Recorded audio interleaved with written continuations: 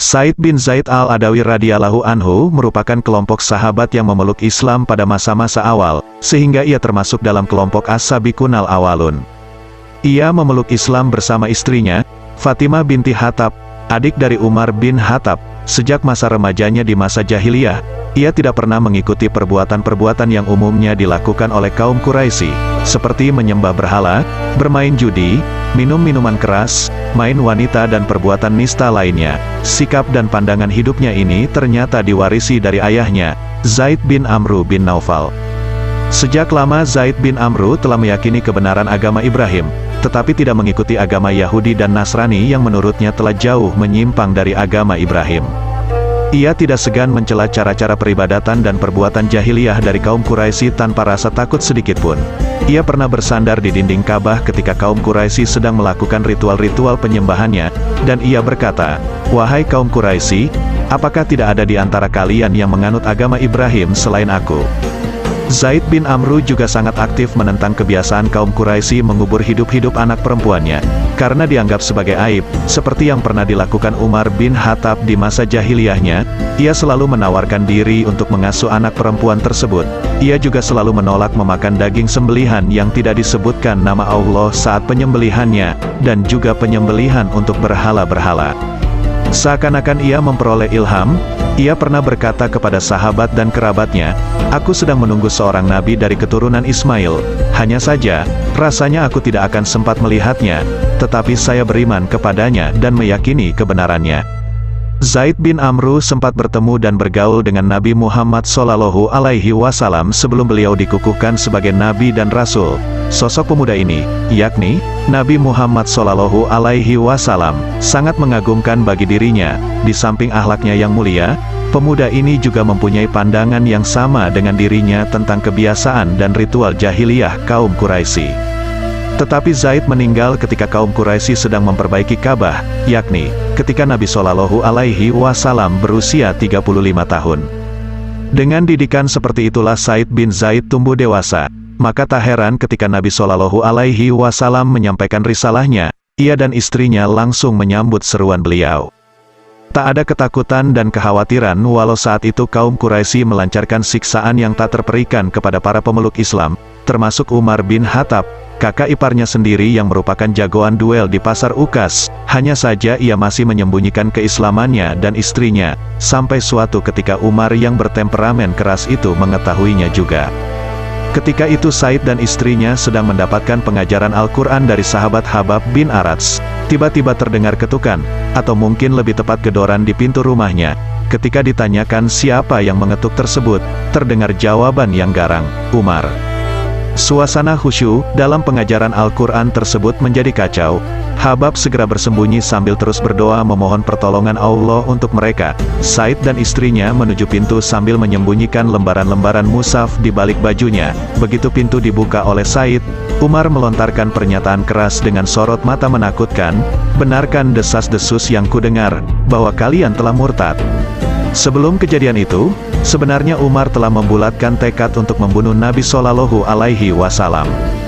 Kemarahannya telah memuncak karena kaum Quraisy jadi terpecah belah, mengalami kekacauan dan kegelisahan.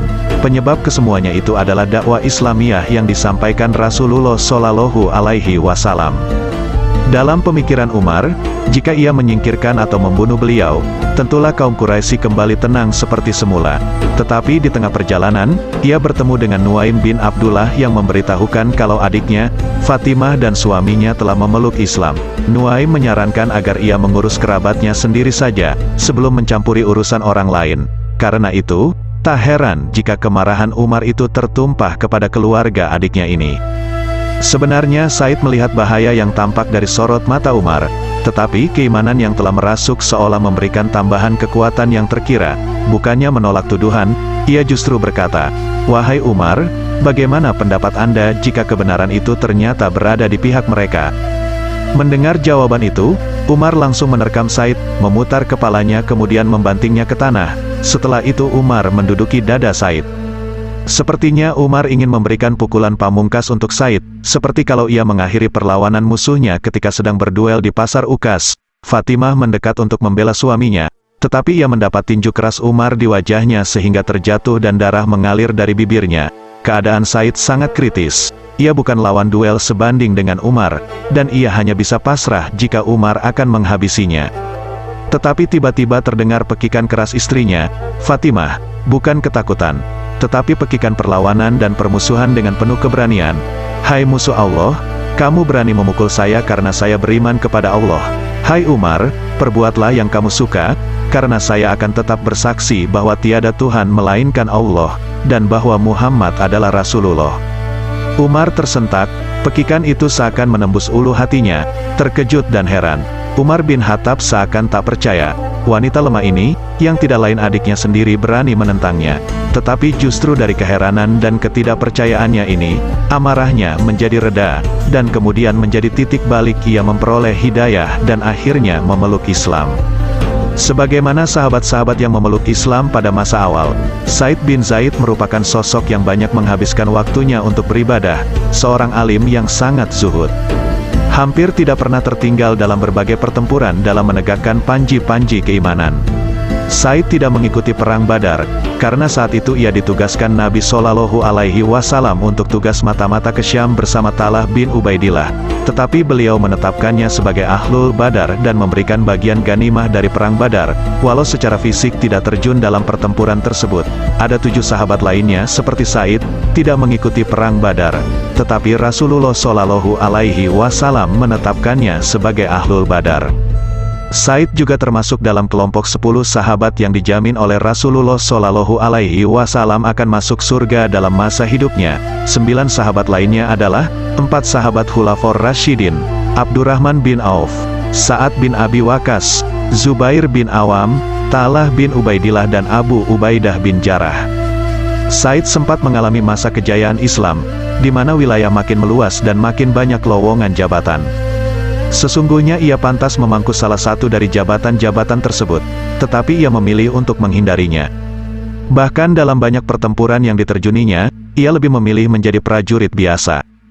Dalam suatu pasukan besar yang dipimpin oleh Sa'ad bin Abi Waqqas, setelah menaklukkan Damaskus, Sa'ad menetapkan dirinya sebagai gubernur di sana. Tetapi Said bin Zaid meminta dengan sangat kepada komandannya itu untuk memilih orang lain memegang jabatan tersebut, dan mengizinkannya untuk menjadi prajurit biasa di bawah kepemimpinannya. Ia ingin terus berjuang menegakkan kalimat Allah dan panji-panji kebenaran, suatu keadaan yang tidak bisa dilakukannya jika ia memegang jabatan gubernur. Seperti halnya jabatan yang dihindarinya, begitu juga dengan harta dan kemewahan dunia. Tetapi sejak masa Khalifah Umar, harta kekayaan datang melimpah ruah memenuhi Baitul Mal, sehingga mau tidak mau, sahabat-sahabat masa awal seperti Said bin Zaid akan memperoleh bagian juga. Bahkan Khalifah Umar memberikan jatah, bagian, lebih banyak daripada bagian sahabat yang memeluk Islam belakangan, yaitu setelah terjadinya Fathul Makkah. Namun, setiap kali ia memperoleh pembagian harta atau uang, segera saja ia menyedekahkannya lagi, kecuali sekedarnya saja. Namun dengan cara hidupnya yang zuhud itu, masih juga ada orang yang memfitnah dirinya bersikap duniawiyah. Peristiwa itu terjadi pada masa pemerintahan Muawiyah, ketika ia telah menghabiskan sisa hidupnya hanya untuk beribadah di Madinah. Seorang wanita bernama Arwa binti Aus menuduh Said telah merampas tanah miliknya. Pada mulanya Said tidak mau terlalu peduli atau melayani tuduhan tersebut. Ia hanya membantah sekedarnya dan menasehati wanita itu untuk tidak membuat kedustaan. Tetapi wanita itu tetap saja dengan tuduhannya, bahkan ia melaporkan kepada gubernur Madinah. Marwan bin Hakam, gubernur Madinah yang masih paman dari Muawiyah, atas laporan Arwa bin Aus itu memanggil Said untuk mempertanggungjawabkan tindakannya.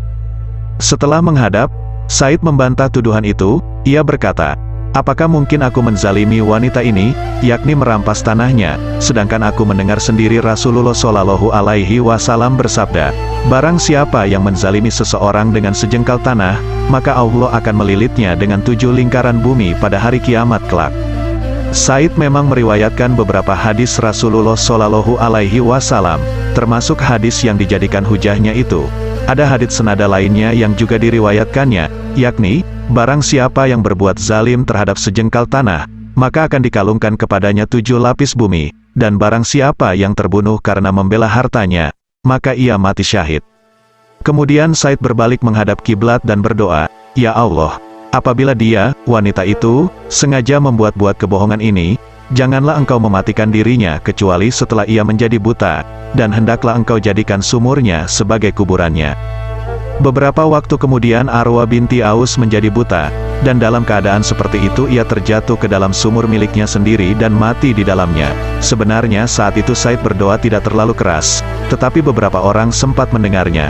Mereka segera saja mengetahui kalau Said bin Zaid dalam kebenaran, dan doanya makbul, namanya dan kebaikannya jadi semakin dikenal, dan ia banyak didatangi orang untuk minta didoakan.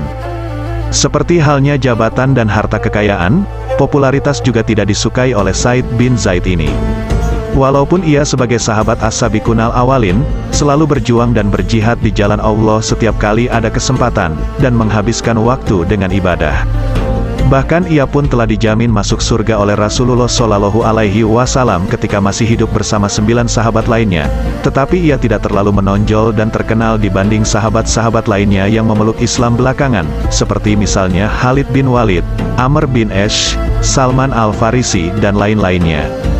Hal ini terjadi karena ia memang lebih suka menyembunyikan diri, lebih asyik menyendiri dalam ibadah bersama Allah, walau secara lahiriah ia berada di antara banyak sahabat lainnya.